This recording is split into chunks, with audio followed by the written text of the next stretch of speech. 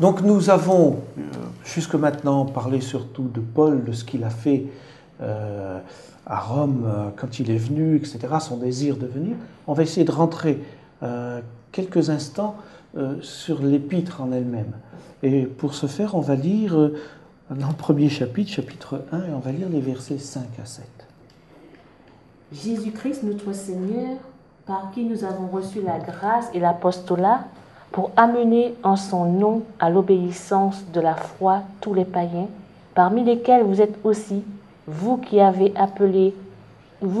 été appelés par Jésus-Christ, à tous ceux qui, à Rome, sont bien-aimés de Dieu, appelés à être saints, que la grâce et la paix vous soient données de la part de Dieu notre Père et du Seigneur Jésus-Christ. Voilà.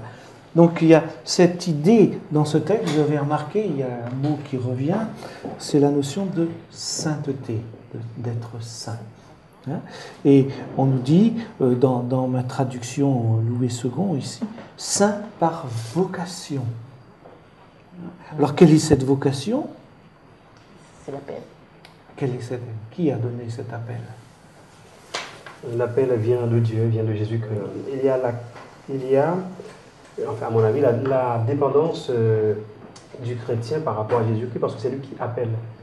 Donc on ne vient pas à Jésus-Christ parce que nous avons envie disons, parce que nous voyons la nécessité de venir. Dieu nous appelle. Parce que sans son appel, nous n'aurions pas eu, je crois en tout cas, c'est l'envie de venir naturellement. Cet appel est universel. Et après, c'est celui qui va entendre, bien sûr, qui va accepter. Donc, il y a un processus qui va s'enclencher. Mais l'appel est universel. Voilà. Dieu appelle tous les hommes, mais c'est celui qui accepte qui en a le bénéfice. Voilà, qui a le bénéfice de l'appel. Et ce qui est intéressant ici dans ce texte, c'est que Paul déclare que celui qui a accepté l'appel, donc qui croit en Jésus-Christ, qui est chrétien, eh bien, il est appelé saint. Il est saint. On est bien loin de l'idée que l'on se fait du saint. Cette idée où il faut être parfait dans l'attitude, parfait. Donc, pour accéder quelque part à une forme de sainteté, la parole de Dieu enseigne autre chose. Elle dit tout simplement, on accepte l'appel de Dieu, on accepte cet appel qu'il nous fait. Mais il se passe des choses qui nous rend saints, en fait, quelque part. Voilà. Le fait d'accepter Christ, c'est de le reconnaître, nous lave de nos péchés, puisque c'est le principe fondamental de l'Évangile.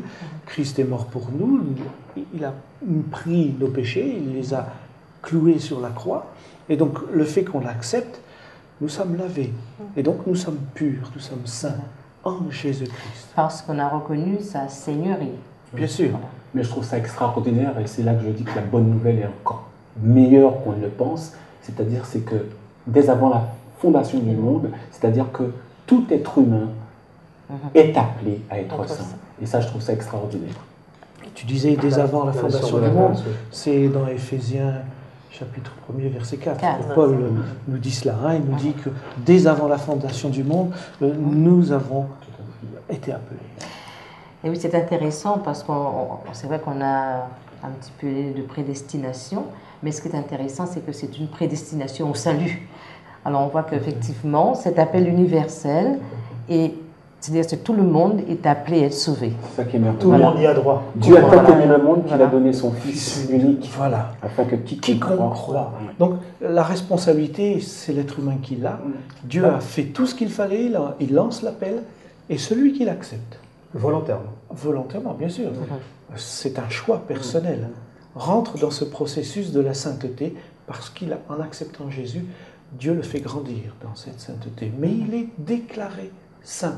Non pas parce qu'il a fait des choses extraordinaires, tout à fait, mais simplement parce qu'il a accepté Jésus. Ça, le criminel, il suffit qu'il ait accepté Jésus pour qu'il soit considéré. On a le larron sur la croix.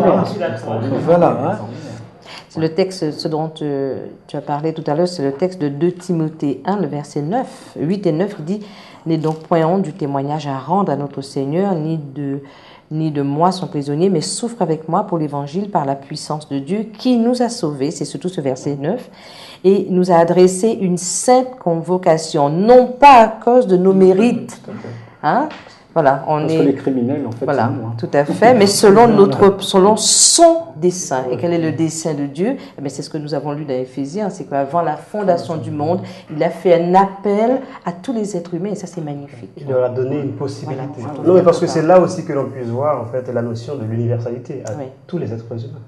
Donc, quel que soit l'endroit où on puisse être, dès qu'on accepte l'évangile, quelle que soit sa culture, oui, la Bible dit autrement, toute tribu, toute langue. Voilà. Toute langue, Et tous ceux qui sont en train de nous regarder aussi sont concernés. J'en profite pour terminer. Nous avons donc parlé de cette épître aux Romains. C'est une introduction à une leçon qui va continuer maintenant. Nous avons vu comment Paul est arrivé à Rome, son désir d'y venir, le contexte dans lequel il a écrit cette lettre. Et par ces quelques mots pour terminer, on voit que Paul, dès le départ, il attaque fort avec cette notion de sainteté. Et on verra que tout cela s'obtient par la foi, par cette étude. Et je vous invite bien sûr à continuer de participer à cette étude avec nous. Et oui, nous voilà arrivés au terme donc de cette première étude. J'espère que nous aurons l'occasion d'approfondir nous-mêmes nos propres recherches et découvrir comment l'apôtre Paul a mené une vie passionnante pour le Seigneur. N'oubliez pas de nous écrire pour nous faire part de vos remarques et partager avec nous vos recherches, le fruit de vos recherches. N'oubliez pas de nous écrire donc à l'adresse qui apparaît au bas de l'écran. Et en attendant, je vous souhaite une excellente semaine et que le Seigneur vous bénisse abondamment. Au revoir.